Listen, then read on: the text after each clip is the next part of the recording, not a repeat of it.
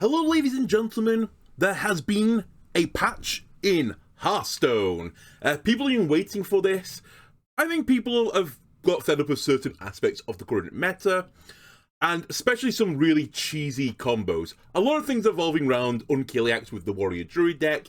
I think people were also a bit fed up with Concierge Druid, and then a few other decks along the way. Anyway, the patch has just dropped. We were kind of teased with what the nerfs are going to be, but now we know what they are. In my opinion, some of these are a bit hit and miss, but we'll go through them one at a time. First off with the nerfs. Firstly, in the nerf land, we have Hydration Station. Used to resurrect your 3 highest cost taunt minions, it now is 3 different highest cost taunt minions. And this is going to be the flavour of this taunt warrior package, which normally used Unkiliacs. They've added different to a number of the cards now, just so that you can't get back 3 Unkiliaxes and make the game miserable for your opponent. I think this is a great change. I think it was really toxic. I'm actually surprised they didn't go after Unkiliacs itself, because I still think the card is pretty toxic, but it is way more palatable to deal with a minion with Taunt, Reborn, Evasive, Lifesteal, Rush, and Divine Shield if you only have to kill it, 3 or 4 times over the course of the game, versus having to do it like 16 plus times during a game. It was basically a situation where if you cheated out your Unkiliacs and it had it die on your side of the board, you just won the game. Like, it was such a painful experience. And the only thing that really beats it, and this is kind of where we get to like the top tier decks, were either decks with unbelievable aggression and got a good draw. I think also the Rogue matchup wasn't too bad into it with the Excavate Rogue package as well.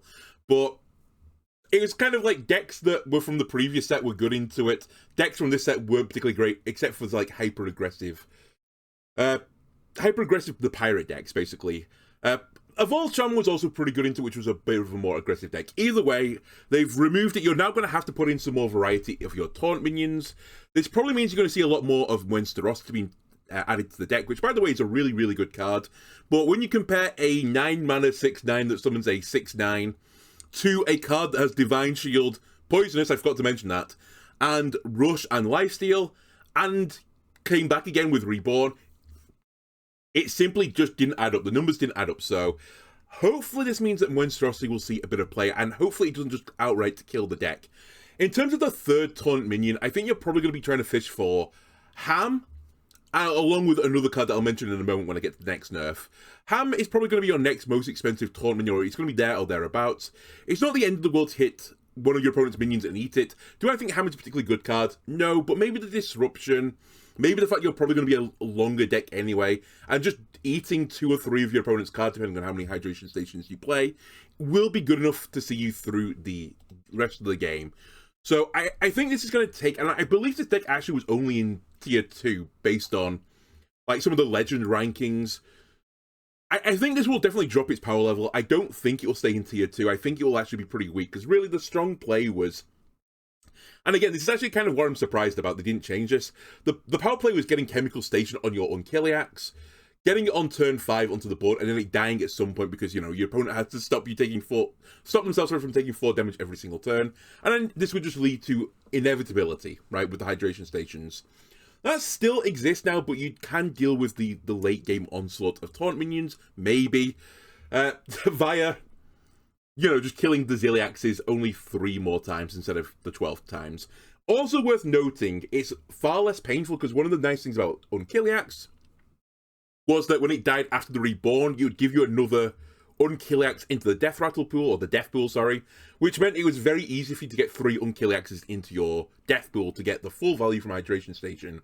Now, if you do hit something with the Chemical Spell, you still have to cheat out or play your Monstrosity, so it's going to really slow this deck down a lot.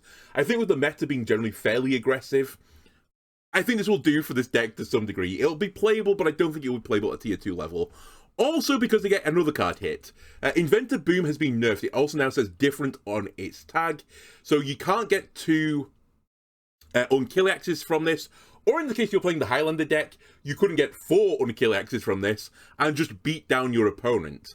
And this leads you to the question of, what would the other mech that you'd put into your deck be?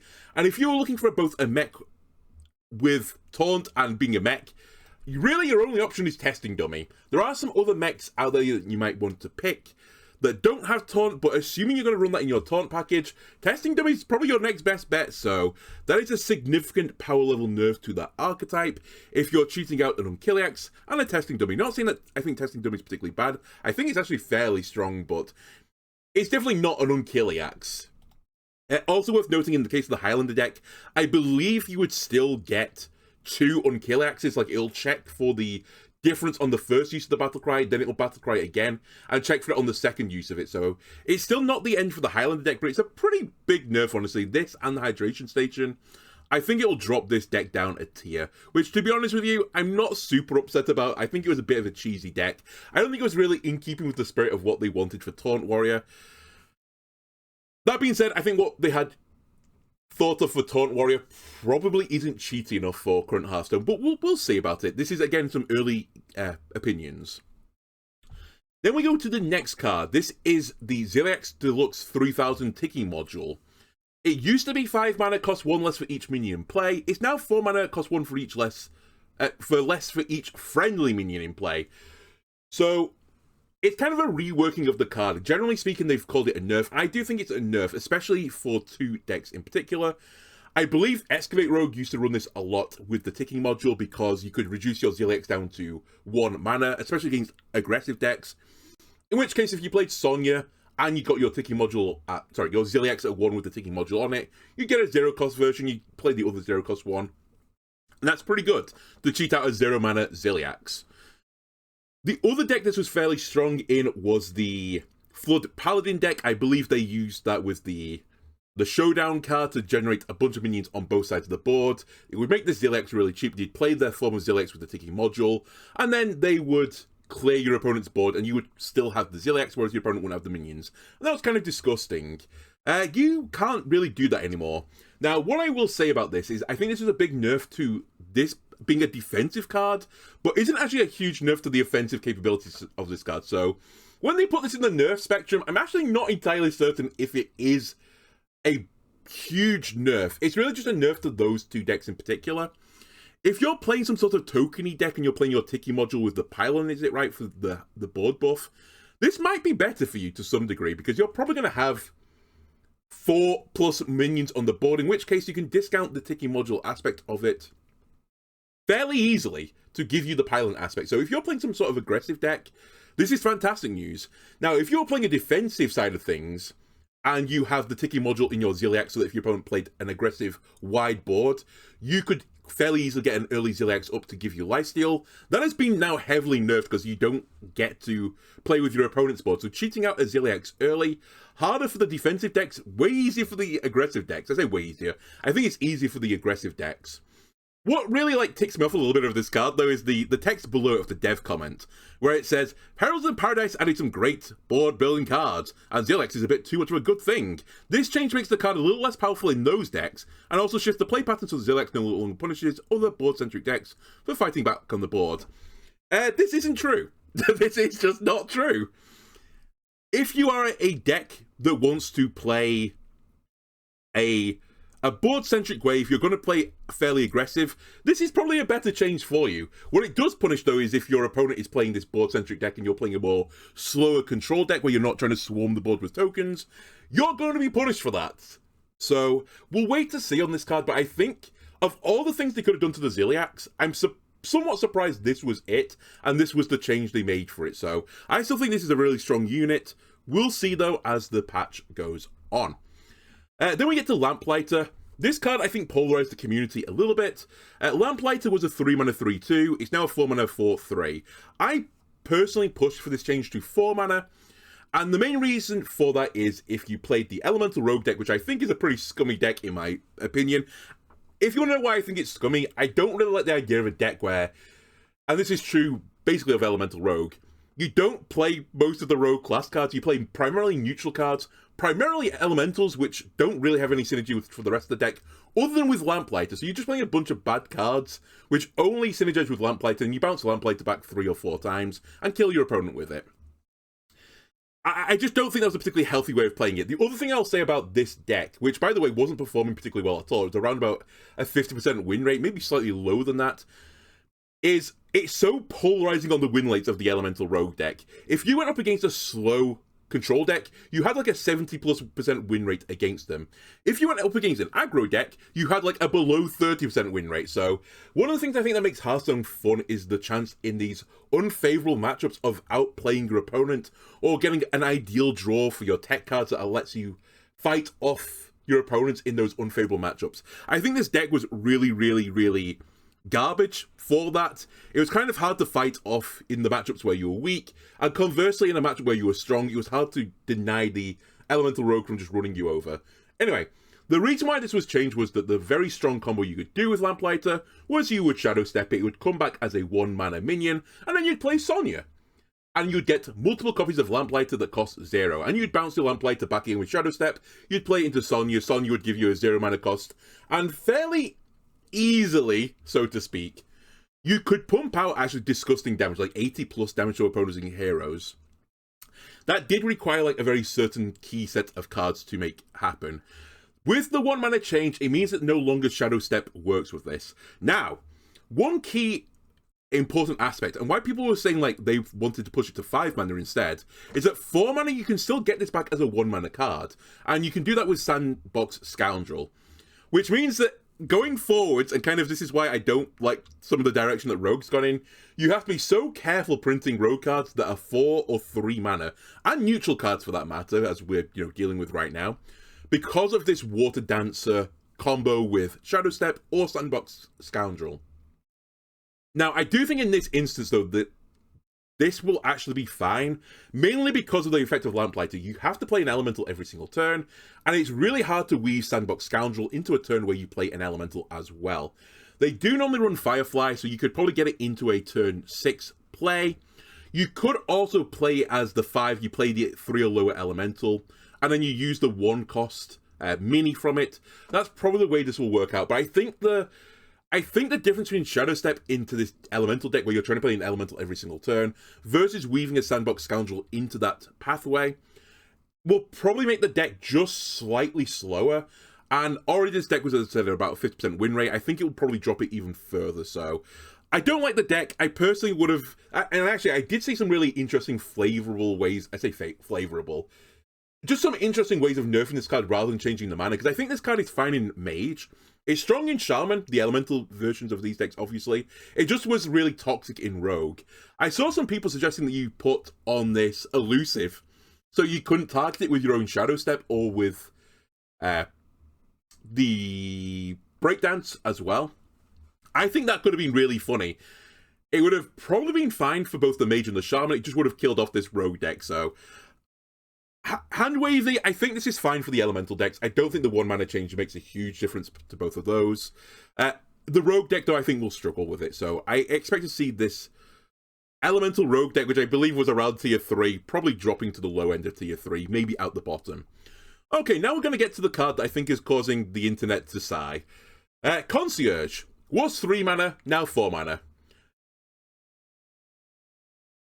Okay, cool. Cool, that makes a huge difference, right?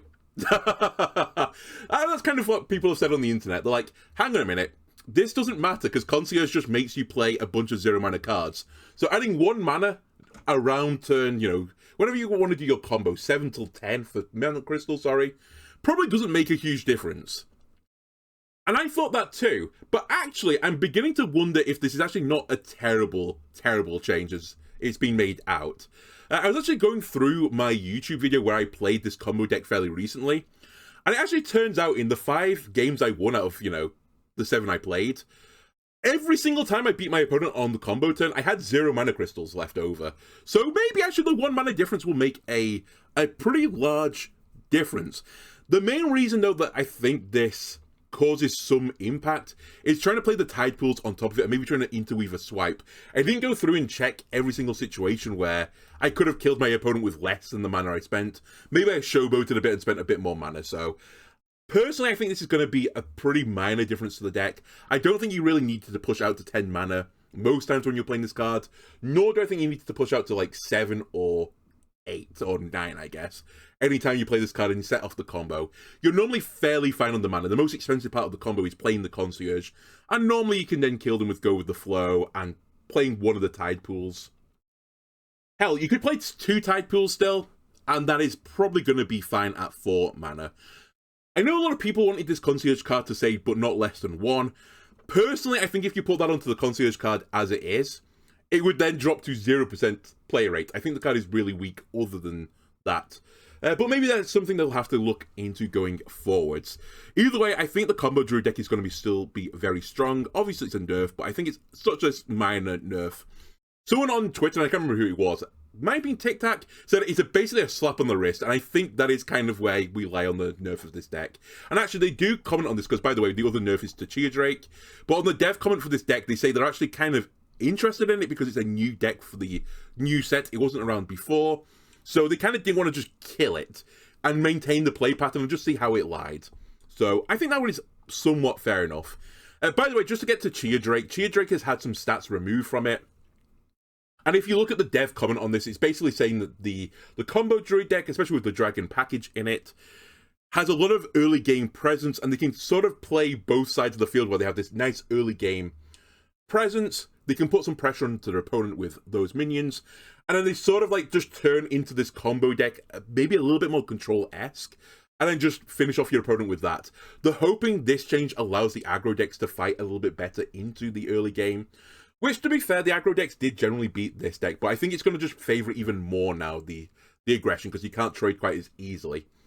So I think this change is fine. I think it's better than what I think some people were worried about with the Chia Drake, that he was going to get a 1-mana tax slapped onto it. I think this is more palatable. I think it is more... It does what they say, right? It lets the deck still function, but it's just going to make it even slightly weaker into the aggro matchup. So I expect it to see a small win percentage change, but not a huge one. Anyway, we now get into the buffed cards set. Right Cleaver. It once was a 4 mana? It once was a 7-mana weapon that gave you a 2-mana snack. It's now a 5-mana weapon that gives you a 4-mana snack. And it's probably irrelevant. I do think this is a general buff, because one of the big weaknesses of the Right Cleaver was spending 7 mana on a 4/2 weapon isn't very good. Then the next problem was that you had to fill the sandwich, so you had to do some other stuff in between it, and eventually after doing all this stuff to get a big minion swarm to the board, you had to attack one final time, because again, you can't use your weapon during this, and it closed the sandwich, and then you would play the sandwich. All being said and done, at 7 mana with a 2-mana sandwich, it was really, really slow, and not particularly weak. Bearing in mind you could just play Gorgonzomu on 3 and get a fairly similar effect with just random minions from the cheese. Doing all this for the Right Cleaver probably was not worth it. I do think it's way more palatable to play a 5-mana 4/2 weapon. It's not a tempo drop. Also important to note, and part of the reason why I don't think this card will ever be strong, is it's so badly destroyed by Rustrot Viper, that if this card was ever strong, Rustrot Viper would just be ran everywhere, and the Right Cleaver would be garbage, because, you know, you're spending what it was before 7 mana, for a weapon that is a 4/2, you swing with it for 4 damage, and then Rustrot Viper comes in, kills it, and then you get basically a dead sandwich in your hand, because you probably don't have any more minions in your hand at that point. It's more palatable in the situation where this is a 5-mana weapon. Also, it means your opponent has less turns to draw the Viper to counter this weapon, so it has that going for it. Now, on the flip side, it also means you have less mana to fill the sandwich, but you could do it with the taunt pack from Warrior, so I expect to see some people testing this out. I don't think it really changes the dynamic of the card though, so we'll see. Ranger Gilly has had a 1-mana reduction on the card, and it's probably going to be irrelevant. It's still pretty slow. It doesn't really fit in with any of the other Hunter archetypes right now. And does Warrior really want this hand buffing archetype? I know they've got the other hand buffing cards in Warrior, but I just think the big taunt minions are big enough. You just don't need more onto it. So until there is some sort of payoff for hand buffing cards, which is better than what Paladin has right now, I just don't see a world where Hunter or Warrior will see this. But it's, without a doubt, it's a buff. I just think it's going to be so minor compared to some of the other decks out there that it won't move the needle off the card. Similarly, Razzle Dazzler has a 1-mana reduction on the card. And by the way, I mentioned this card is very similar to Elemental Inspiration. And I think we worked out the maths on the reveals, and actually it's pretty tangibly closer. If you got the full spell package off, I think it was probably better to get the Razzle Dazzle versus the Elemental Inspiration, but it was fairly close. The next thing about the Elemental Inspiration was you're guaranteed the 4 5s, whereas obviously random 5 drops, they can be less than 4 5s, based on the fact that a lot of minions in the game have battle cries, and if minions have battle cries, they're normally understated. I think the 1 mana difference to this card is pretty big. It makes it very good, and I think it was very good at 7. The problem is, there's just no support for the archetype. Why would you play this Spell School Shaman deck, this slow deck, when your payoff is really just Razzle Dazzler? I just don't think it's good enough. The reason why Elemental Inspiration was seeing a lot of play was that you had Sif eventually, so it was kind of like a turn where you could, threaten your opponent and put them towards lethal, but also it just protected yourself from taking damage for a turn. So unless Shaman gets that type of win condition, I just don't see the Razzle Dazzler working. That being said though, I think if they do get some other payoff for playing multiple spell schools in their deck, this card is going to be really, really powerful, like disgustingly powerful, because I think it was powerful enough at 7. It just there wasn't a deck around it to make it work. And this sort of comes back to Gilly as well, like you can take the mana off it, but if the deck's not there for it, it's sort of irrelevant. We also have a buff to Natural Talent. I don't have a lot to say about this either. It used to get you a random Naga, a random spell, they cost 1 less, now it's 2 less. You can kind of look at this as -1 mana to cast a spell. There are reasons to cast multiple spells.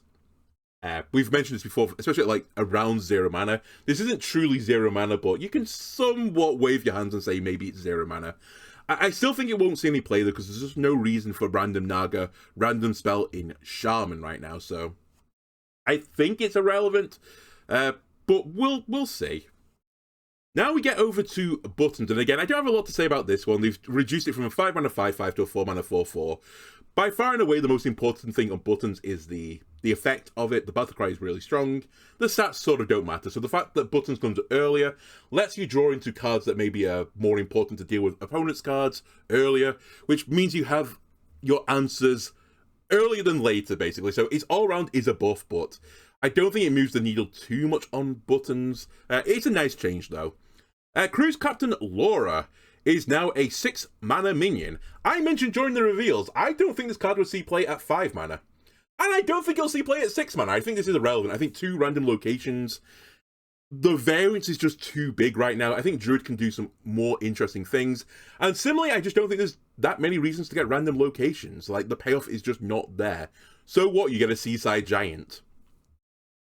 Maybe I'm wrong. Maybe Location Druid becomes a thing, but I don't think this makes a huge difference. And now we get to Tsunami, which is a very interesting change. It used to be 8 mana, you got 3/3/6 water elementals that froze. They attack random enemies. Now it's 10 mana, but instead of getting 3, you get 4/3/6 water elementals. It's kind of interesting because in some regards, in a vacuum, you might argue this is a nerf to the card. Because normally you want to play cards sooner than later, and actually waiting 2 more turns to play the Tsunami is pretty expensive. Also, the later you get into the game, the more chance your opponent has a big card to answer your big card. So, just like on a vacuum type of thing, you could argue this is a slight nerf onto Tsunami. Where this card gets a little bit stronger, though, is to things like King Tide or Under the Sea, where you can kind of, or Surflopod, where you can kind of cheat out some aspect of the mana cost. In the case of Under the Sea, you'll get a random 10 cost minion. Surflopod will cast the spell, so you kind of get the 2 mana cheated off you anyway via Surflopod. And then King Tide again discounts it back down to 5 anyway, so it was irrelevant if it was at 8 or 10. But better at 10 because you're getting a 5 mana discount versus a 8 mana discount. So it's kind of interesting. I think it's a buff to the big spell mage deck. Now, I will say I didn't run King Tide in my big spell mage list.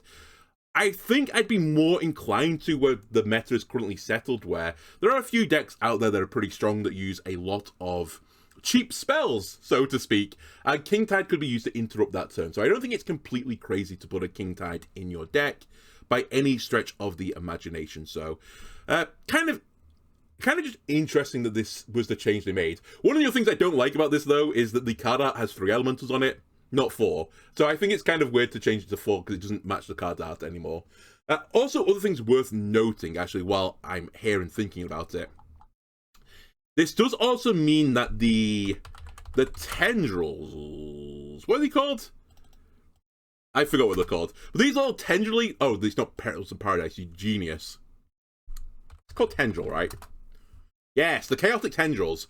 Chaotic Tendrils in the Double Battlecry Warrior deck used to eventually tap out at casting a...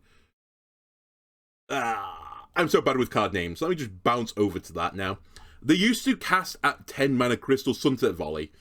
And they nerfed Sunset Volley, so to speak, by taking it from 10 to 9 so that the Tendrils at 10 couldn't cast Sunset Volley anymore. Tsunami isn't as good a replacement for it because, you know, you are limited by board space. But it does mean if you do this Chaotic Tendril pathway, you've got a chance of casting a Tsunami at the end of it. Also worth noting casting 10 mana spells via Galactic Projection Orb, probably better value than casting 8 mana spells from... the Galactic Projection Orb. So I think all around this is a buff overall, but definitely in vacuum setting, you could say, I'm not sure about that. Now we get to Service Ace. It used to be a 3 mana 3/3. It's now a 2 mana 2/3. After that minion gains attack, it reduces the cost of the highest cost card in your hand by 1. The 1 mana change is pretty big for it. It used to be understated for the mana cost. It's now around about statted right for the cost. More importantly, if you put a sunscreen on this, which I think is probably the most desired way to get the mana discount, you are basically spending 3 mana on getting a 3/5 that discounts the highest cost card in your hand by 1. And that's actually a pretty good deal, so I wouldn't be surprised to see people testing out this Service Ace combo. The thing about Service Ace, though, that kind of makes me wonder if it will work, is the probable card you're looking to discount is Sea Shanty. I just don't know whether or not you need the Service Ace discount on Sea Shanty along with the Sea Shanty effect. Maybe you do need both because it's actually not seeing any play right now. But I actually don't know if the reason why that's not seeing any play right now is that there are 2 very strong Paladin decks right now in Hand Buff Paladin and Flood Paladin that basically weren't touched this patch, with the exception of Flood Paladin and Ziliax, which you might say was a pretty big change. And I do think it was a pretty big change to that deck. But I just think there are better Paladins out there, so why jump through the hoops when you don't need to jump through hoops? You can just paint the hoops instead. Alright, now we get to Twilight Medium. 6 mana 5/6, now 5 mana 4/5. You got the old 1 mana discount, lose 1/1 in stat line. I think this is irrelevant. I recently started playing some Control Priest decks, and simply speaking, you just don't have time to generate your value in the early to mid game. You basically just need to have answer to early game, and then some disgusting card, which is normally Amenthal that you just cheat back multiple times. I don't think setting the top card of your deck to 1 is going to be good, because I simply think you can't run in Priest a big list, so to speak, without dying in the early game, unless you get extremely lucky. So I think for those reasons, Twilight Medium just won't see any play. Irrespective of the stat line, really. I mean, obviously not if the stat line was completely insane, but I think you could pull this down to, like, even 1 mana, 1/2 levels, and I'm not actually sure this would see play. But maybe I'm coping on that one a little bit. Maybe that is a bit too far. It's definitely a buff. You want to get it up earlier rather than later. Giggity. But I just don't think the package around it will work right now. Here's a really interesting one. I actually don't know quite how to evaluate this one. Nightshade Tea, which is the drink from Priest, has had a 1 mana reduction on the card, which takes it to a 1 mana spell. Very important because Concierge exists. And instead of doing 3 damage and then dealing 2 damage to your hero, it now does 2 damage to a minion and then 2 to your hero. So it's kind of a buff nerf. I think definitely overall it's a buff because for 1 mana you're getting 2 damage as opposed to 2 mana for 3 damage. You do take more face damage now by the equivalent cost of the mana you're doing, the damage you're doing to the enemy minion. But that sort of doesn't matter, because you're probably going to be playing this in some sort of deck with Arana, in which case the face damage to yourself is not a huge issue. So this is kind of why I find this card a bit harder to elucidate. I think it's going to be pretty strong in the Arana deck, but I just don't know if it's going to elevate the Arana deck up enough, mainly because I've not played it, and I played against it 1 time, and it didn't seem very good, so I don't know if this is a big enough boon to push that deck forwards. We'll have to wait and see, but obviously any deck where you could play Arana Concierge, play a ton of Nightshade Teas, you maybe put some of those into the Naga as well, the Tidepool Naga, get one out, play a bunch of Nightshade Teas, that might be enough to machine gun down your opponent. The flip side of that, though, is why would you play that version and not the Druid version right now? And simply put, I don't think there is a reason. So I don't think it's going to make a huge difference. One card, though, it will make a huge difference to, and this is a card that is seeing a little bit of play here and there.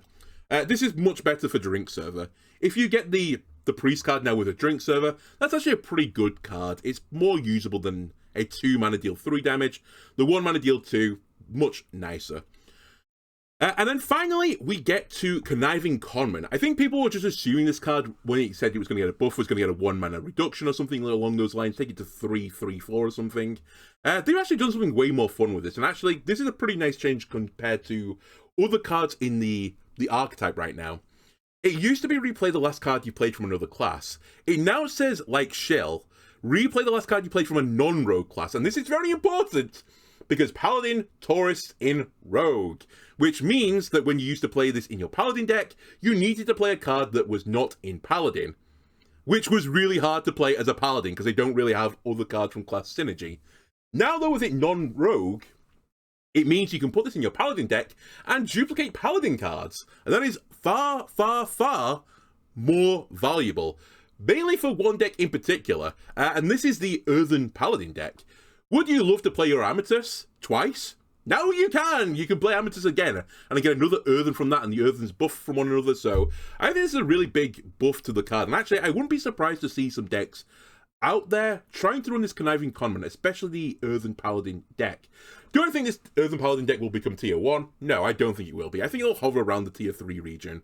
But that's better than what he's doing right now, which I don't think is even registering on the radar, so I think it's a really nice change to the card. I think it could lead to some fun, more value-based Paladin deck existing, but I don't think it's going to go to the highest highs. Anyway, that'll somewhat do it for the patch notes. As I said, I think these were somewhat hit and miss. I really like what they did to Conniving Conman. I don't hate that they didn't just destroy the Drink Druid deck, the combo Druid deck with Concierge. I hated Lamplighter, fuck that deck, that's a great change. And I think in general, it's a more fair change to the Hydration Station strategy. I will say, of all of these changes, I'm still stunned that they didn't touch the Handbuff Paladin deck, which is still really strong. And I'm actually somewhat surprised they didn't touch Excavate Rogue, which at High Legend is also performing really well, but I don't think this patch will cause a meta shift that people were expecting. My general TLDR of this is that the Warrior Druid Taunt deck is going to drop down a tier. I don't think anything is going to particularly rise up a tier. I think Elemental Rogue will drop down a tier.